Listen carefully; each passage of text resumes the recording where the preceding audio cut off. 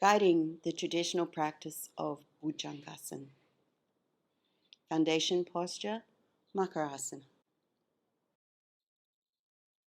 Here we cross the big toes and separate the heels, relaxing the legs to the ground, pressing the front hips downward, relaxing and spreading the center of the chest to the floor, letting the whole rib cage sink downward a little, resting the forehead, the overlapped palms. And here we breathe the belly, establishing our ground and breath for the practice. As you inhale, press the navel down deeply into the floor, and as you exhale, also press the navel deeply down. Try also to feel the sternum pressing with both inhalation and exhalation.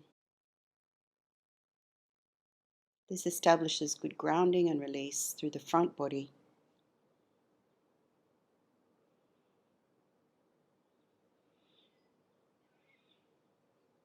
Taking the tension out of the sacral pelvic region before we rise. Establishing a connection with the breath from the toes to the crown. As you exhale, feel your toes and feet. As you inhale, move up through your bones toward your crown.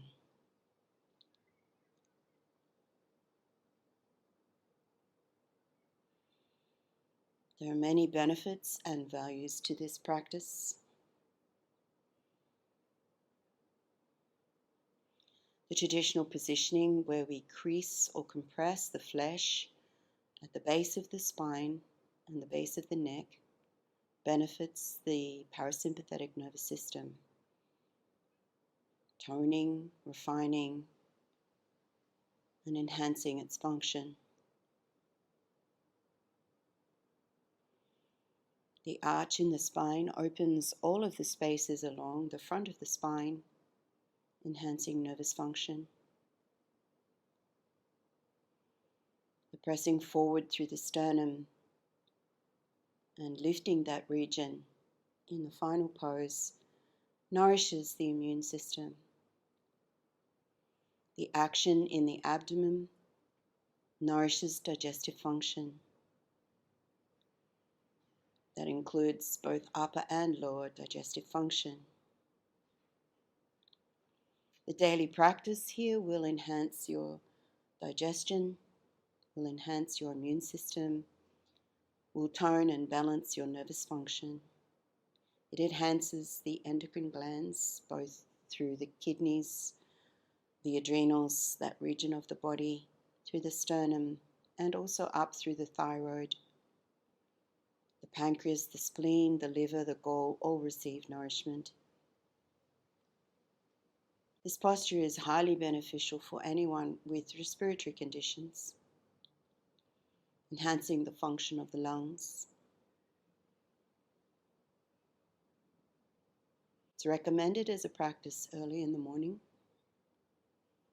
or at any time that you feel need for replenishment in any of the systems mentioned. It's usually accompanied with the practice of Shalabhasana afterwards, the locus posture. So first, we bring the feet together and we ground the toes, the fronts of the feet. We ground the thighs and the fronts of the hips. It's useful to take a couple of breaths to establish that feeling of deep groundedness through the base of the body. This ground gives you your ease of lift into the arch position. We bring the hands in line with the shoulders, fingertips in line, hands slightly beneath. Elbows tucked to the side of the body, chin drawn right back toward the chest. Establish again your breath rhythm, feel it. Conscious breathing always. And the first movement with inhale is to draw your nose along the mat, then your chin. And keeping the chin extended forward, we raise the throat and chest. And then we use the press of the hands to raise the rest of the spine, keeping the elbows bent, tucked in, and distance between the ears and shoulders, allowing your chest to press forward and your neck to arch. Draw the arch from your sternum to avoid hinging. And we breathe here, establishing a good rhythm of breath. The inhalation expanding the chest and thoracic region, the exhalation gathering in the lower belly. So the energy of the body is moving upward through the thoracic region. As you exhale, let your breath feel its way back towards your feet and toes. As you inhale, let your breath rise through your spine toward your crown. This begins to activate the subtle energy flow through this practice. Establishing the ability to remain with several breaths here is highly beneficial. We'll come down and repeat the process. Come slowly down, first lowering your navel, keeping your chin extended, then your chest, then slowly the chin, and then back through the nose, chin drawn toward chest. Let's practice one more time after a couple of resting breaths.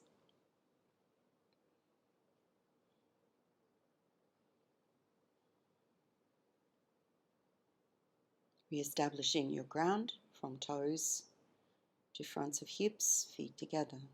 They will separate as you rise. Placing the hands in position. Before you move, conscious of ground from waist right down through the legs to toes, or from toes to waist. Once the ground is established, inhale slowly, nose, chin, throat, the chin lifting, keep the chin lifting, press the hands to raise lumbar. Sternum is pressing forward and up, distance between the ears and shoulders. And breathe. Exhale, reminds you to ground. Inhale, reminds you to expand through the chest. Exhale, lifts in the lower tummy. Inhale, expands center region of sternum. The length in the throat is nourishing thyroid. The compression, you can see the flesh at the base of the neck and the base of the spine. It's all breath. If you can establish at least 6 breaths, gradually increase so you can sustain the posture for a little longer. Try to keep both hands flat and pressed to the ground.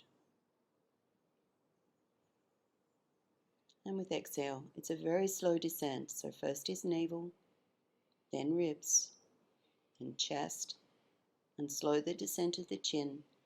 Then guide the chin back toward the chest, and just remain here to breathe, feeling the length now at the back of the neck and the base of the spine. You'll feel a rush of circulation and also a feeling of energy flow in the base of the spine, the top of the spine, base of the neck.